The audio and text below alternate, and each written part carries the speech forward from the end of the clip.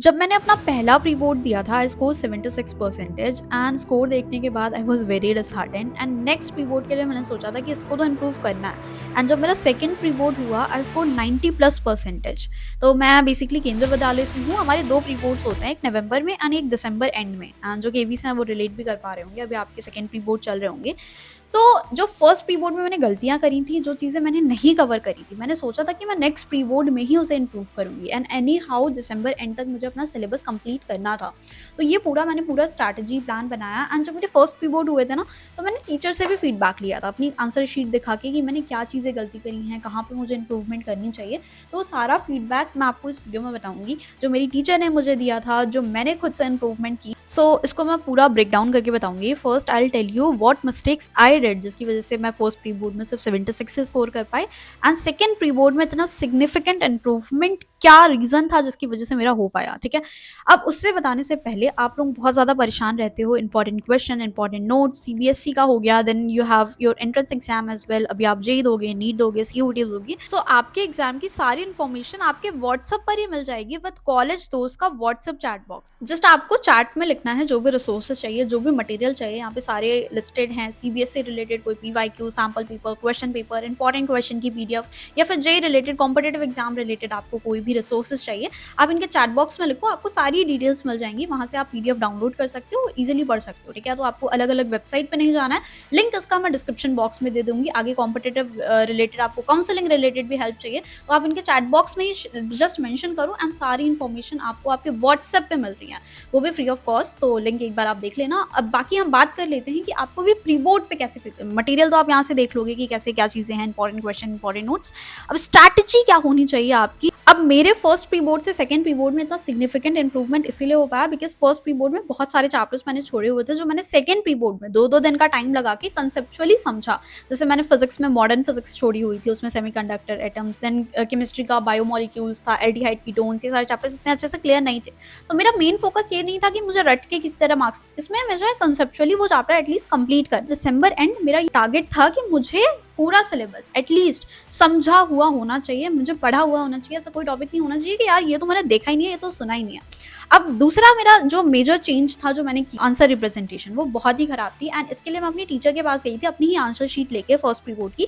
मैंने जो भी क्वेश्चंस लिखे थे, 5 मार्क के क्वेश्चन थे, 3 मार्क के क्वेश्चन थे, तो उसमें मेरी टीचर ने किसी में भी मुझे फुल मार्क्स नहीं दिया था। इवन मैंने जो क्वेश्चन थोड़े बहुत भी पढ़ के, जो भी मेरा सिलेबस जितना कंप्लीट था, जो सिलेबस से मैंने किया हुआ था, उसमें भी इनफैक्ट मुझे फुल मार्क्स नहीं आए थे। तो मैंने अपनी टीचर से ही पूछा कि लेंस बॉन्ड थ्योरी का क्वेश्चन था, मेरा आंसर सही आया हुआ था, काउंट दिया होता है उसका, हाइब्रिडाइजेशन, डायमैग्नेटिक है या पैरामैग्नेटिक है। अभी आप अगर कंप्लीट किया होगा सीएफटी तो आपको भी पता होगा।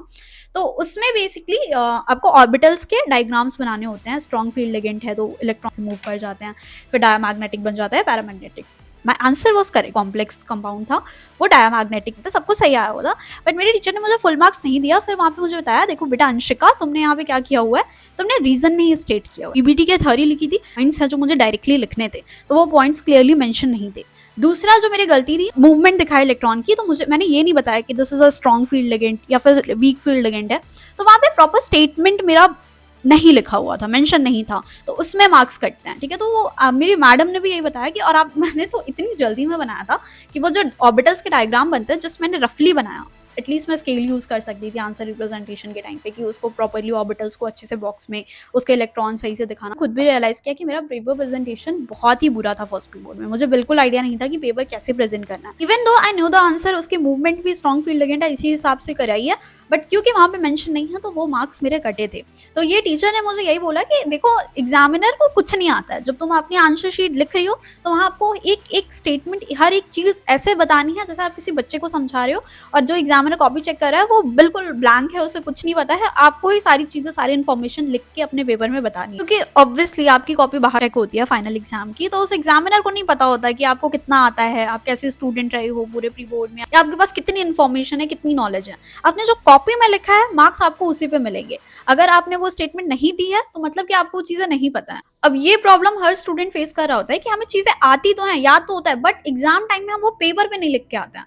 तो बस वही है कि अगर आपको चीज़ें पता हैं और फिर भी आप मेंशन नहीं कर रहे हो, तो फिर मार्क्स कटना तो थोड़ा बुरा लगता है। तो इस पे थोड़ा सा काम करो, एंड इसमें सबसे ज़्यादा हेल्प आपकी नोट्स कर रही होती है, क्योंकि नोट्स आप बहुत ध्यान से बनाते हो। अगर अच्छे से नहीं बनाई है तो ध्यान से बनाओ, एंड बहुत सारी नोट्स मैंने अपने चैनल पे भी प्रोवाइड करी हुई हैं। You can check it out, and खुद से बनाओगे तो ज़्यादा बेटर है। जस्ट रेफरेंस ले लो 3-4 नोट्स का कि ठीक है, कैसे-कैसे पॉइंट्स मेंशन है, कैसे आंसर रिप्रेजेंटेशन के पॉइंट मेंशन है, बट नोट्स अपने खुद से बना के याद करोगे, क्योंकि लिखोगे तभी याद होगा। प्रैक्टिस लिखने से बहुत बार ऐसा होता है कि हमें लगता है यार ये चीज़ें तो पढ़ी हुई हैं, ये तो हमें आता है, बस ऊपर-ऊपर से देख के स्किप कर दिया, एंड एग्ज़ाम टाइम में ब्लैंक। तो दूसरा मैंने यही किया था पहले प्री बोर्ड में, मैंने यही सोचा अच्छा ये तो आता है, ये तो हो जाएगा, ये न्यूमेरिकल है, अच्छा ये फॉर्मूला है, ये बस कर लेंगे, हम तो सारे कर लेंगे। और प्री बोर्ड में 76 आ गए तो पता लग गया कि कैसे होता है। फिर नेक्स्ट प्री बोर्ड में जस्ट मैंने फिर एनसीईआरटी के सारे इंटेक्स क्वेश्चन सॉल्व किए, जो हमारी रेफरेंस बुक होती है जिसमें इंपॉर्टेंट क्वेश्चन होते हैं, सैम्पल पेपर क्वेश्चन होते हैं, वो सॉल्व किया, जिससे मुझे आइडिया भी लगा कि ओके अगर ये क्वेश्चन है तो उसमें जब आप सैम्पल पेपर खोलोगे मार्किंग स्कीम होती है, एक नंबर इस पे, एक नंबर इस पे। तो अगर कोई 5 नंबर का क्वेश्चन है तो उसका ब्रेकडाउन आपको पता चल जाता है। तो वहां से बहुत ज्यादा आइडिया लग जाता है कि अच्छा ये वाला पॉइंट पे मार्क है, तो ये डेफिनेशन, ये पॉइंट तो मुझे मेंशन करना ही करना है।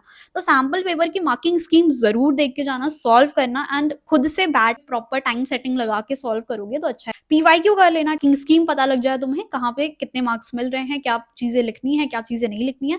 अननेसेसरी भी बहुत सारी चीजें आप लिख दोगे तो अल्टीमेटली आप अपना टाइम किल कर रहे होगे, एंड पूरा पेपर टाइमली अटेम्प्ट नहीं कर पा रहे हो। जितना रिक्वायर्ड है उतना लिखना है, वो अच्छे से आपको पता लगता है मार्किंग स्कीम देख के, सैम्पल पेपर देख के। सेकंड प्री बोर्ड में मैंने ये सारी चीजें स्टार्ट कर दी थी, सैम्पल पेपर, पीवाईक्यू, एंड मेरी नोट्स एंड क्वेश्चन प्रैक्टिस। अब मुझे ये तो समझ में आ गया था आपको कितना आता है उससे आपको मार्क्स नहीं मिलेंगे, आपने कितने अच्छे से लिखा है वो एक्चुअली डिसाइड करा होगा कि आपकी कितनी परसेंटेज बनेगी। तो यहाँ पे board exam is completely different from your competitive exam. नहीं मैटर करता, आपका फाइनल आंसर मैटर नहीं करता, आपका पूरा प्रोसीजर मैटर करता है कि आपने सीक्वेंस में हर एक स्टेप में मार्किंग है, तो वहां पे हर एक स्टेप आपको मेंशन होना जरूरी है। दूसरी चीज मैंने एक ये भी करी थी कि जो मैं हमेशा से इक्वल टाइम देते आ रही थी, बट अब क्योंकि टाइम मेरे पास कम बच रहा था, तो जो ईजी चैप्टर थे, जो छोटे चैप्टर थे, उसको मैंने जल्दी पढ़ना शुरू किया, और जो थोड़ा हाई वेटेज चैप्टर था उसमें थोड़ा अच्छे से टाइम दिया। सो मेरे फर्स्ट प्री बोर्ड से सेकंड प्री बोर्ड में इसलिए नंबर नहीं बढ़ गए कि मैंने बहुत कुछ एक्सट्रीम ही पढ़ लिया, जस्ट कि मुझे समझ में आ गया कि टीचर को कितना चाहिए, बोर्ड एग्जामिनेशन में कितना लिखना है, क्या इंपॉर्टेंट है क्या इंपॉर्टेंट नहीं है, वो राइट स्ट्रैटेजी जो मेरे लिए काम करी।